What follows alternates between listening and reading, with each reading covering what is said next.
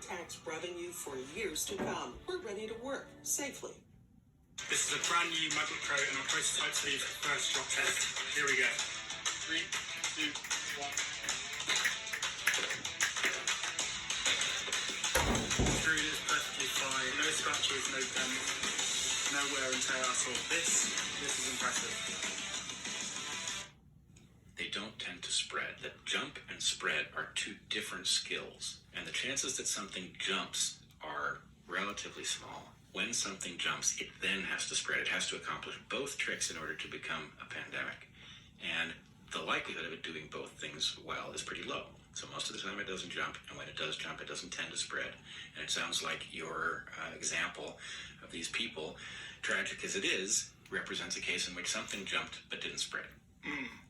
Now, there is also, the lab leak stuff is extensive, but there is, one of the pieces of evidence in that story is that there were some miners in Yunnan who came down with a pneumonia. There were something like 6 miners who came down with a pneumonia who had worked in a cave that had these horseshoe bats.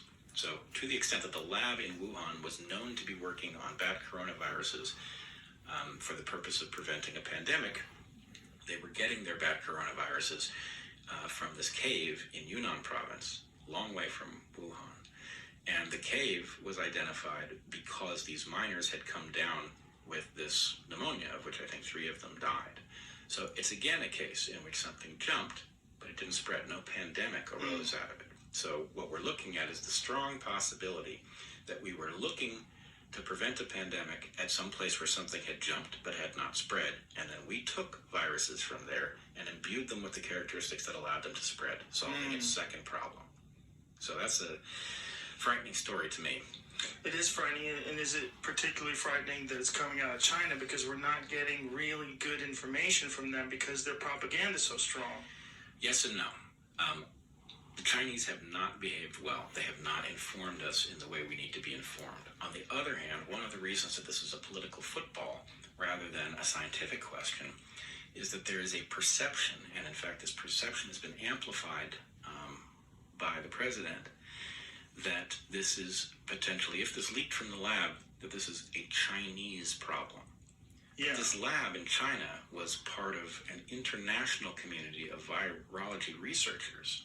The grant that they would have been working from came from the NIH, or at least one of them did. So this is really, if this is a lab leak, still not saying it is, but that's a strong possibility. If this is a lab leak, the failure is one of the international scientific community. In this particular lab, didn't they get admonished for something that happened within like the last 2 years? They had gotten safety violations. Yes, and there was a 2015 paper concerned about gain-of-function research and the potential for exactly this sort of thing to happen.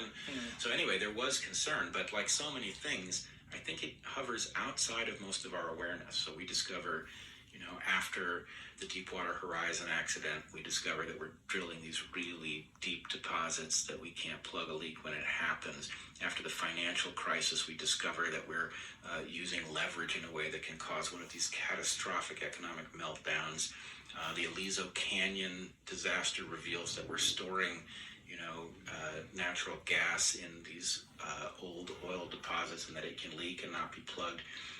Fukushima reveals to us what we've been doing with nuclear reactors and spent fuel. We always find out after the accident that we're engaged in some really dangerous thing. Now, people inside these industries know, but they also have a conflict of interest. So nobody warned us, right? And we need to really get ahead of that problem. We need to start finding out what it is that we don't realize humanity is doing that's going to go bad on us next. Right. Okay, back to the mice. Okay. So I was a graduate student studying bats I was in Michigan, and I was interested in evolutionary trade-offs. That's my signature thing. And there was a very good piece of work from a guy I knew, George Williams, great evolutionary biologist, about the evolution of senescence, that is to say, the process by which we grow feeble and inefficient with age, what most people call aging. And basically, this classic paper explained why it is that creatures like us get old and die. And the answer was basically this, that you have a genome that's complex. It's full of genes, but there aren't enough genes to have a gene for every trait that you have. In fact, they're a tiny fraction of the number of genes you would need to cover all of the various characteristics you have. So genes always do multiple things. And in the case when a gene does something that's very good for you when you're young, at some cost when you're old, selection tends to favor it because you may not live long enough to suffer the cost.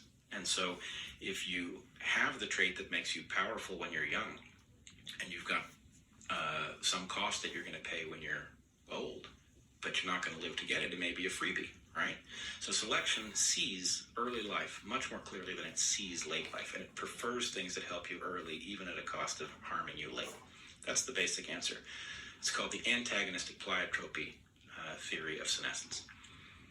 But at the point that I started working, we knew that this was right. We could tell that the hypothesis was true because it matched all sorts of observations about wild creatures. Certain creatures live longer than others, even when you correct for things like body size. So creatures that fly live longer than creatures that are of the same type and size that don't fly. Why? Because they can fly away from danger. If you can fly away from danger, you're more likely to make it to an older age. The better selection can see the harms that afflict you when you get there. So selection doesn't prefer a bias in favor of youth if you can fly away from danger. Same thing applies if you're poisonous, if you have a shell. If you have a really good defense, then selection sees your late life better. Okay, so we knew that this hypothesis was right. But what we had never found at the point that I was working in the very late 90s on this was a gene that matched the description. We knew that selection was finding these genes and accumulating them, but we had never found one of the genes in question, and that was very conspicuous. I called that the missing pleiotropy. So, anyway, I was sort of on alert about this. It was a curious fact, and I saw a talk given by somebody who was talking about telomeres, and he was talking about telomeres and their relationship to cancer. So telomeres are repetitive sequences of DNA at the ends of our chromosomes, and they grow shorter every time a cell divides, right? So it's like a fuse or a counter that ticks down each cell division, and it drops to zero. And or not zero, but it drops to a number that the cell refuses to divide after that. And some people were working in one set of labs on the possibility that this was causing us to grow feeble with age, because if your cells can't divide anymore, then they won't replace themselves and your tissues won't be able to maintain, right? Another group was studying this question of telomeres with relation to cancer, and they were saying, eureka, every time we look at a cancer, it has this enzyme called telomerase turned on, which elongates telomeres. And these two groups were not talking to each other. They were each claiming that they were about to cure their respective disease. One group was saying, if we can activate telomerase, then we can lengthen your life. And the other group was saying, if we can turn off telomerase, we can cure cancer. All right? I put two and two together, and I said, this is the missing pleiotropy. Here we have something that is protecting us, that's helping us in youth. We have a counter that is limiting the number of times a cell can divide and presumably preventing cancer, right? And the cost is you can't maintain your tissues forever, so you grow feeble and inefficient. So that made a hell of a lot of sense to me. I couldn't convince anybody else that this was sensible. I couldn't even get them to understand what I was saying, because in evolutionary biology, there has traditionally been a bias against mechanism, the study of cellular biology. Not because there's anything wrong with studying cellular biology as an evolutionary phenomenon, but because early in the study of evolution, we just didn't have the tools to look into the cells. So evolutionary biologists got used to thinking about the form of creatures and the behavior of creatures, but not thinking about the internal mechanisms, because there just wasn't a lot that could be said. Anyway, I retained an interest in the cellular biology. I saw these two things that needed to be connected, and I started to work on the puzzle. It turned out that that hypothesis would answer a great many questions that were otherwise very difficult to answer with respect to how aging functions. But there was one huge obstacle. The obstacle was that a fact that was well known about mice did not fit with the idea that telomeres were fundamental to the aging process. And the fact that was known was that mice had extremely long telomeres, and yet they lived short lives. So if it were true that the length of your telomeres dictated how quickly you were going to age, then a tiny creature with very long telomeres ought to be able to replace its tissues really well, and it should age very, very slowly. So I thought there's got to be something wrong with this. The hypothesis answers too many questions for that obstacle to be real, and I thought maybe one person has run a test and everybody else is just parroting it. And I went and I looked, and that wasn't the case. And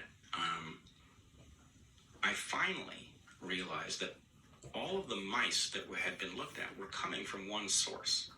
That there was a laboratory in Bar Harbor, Maine called the Jack's Lab that was the source for all of the mice being used in all of the laboratories in the country. And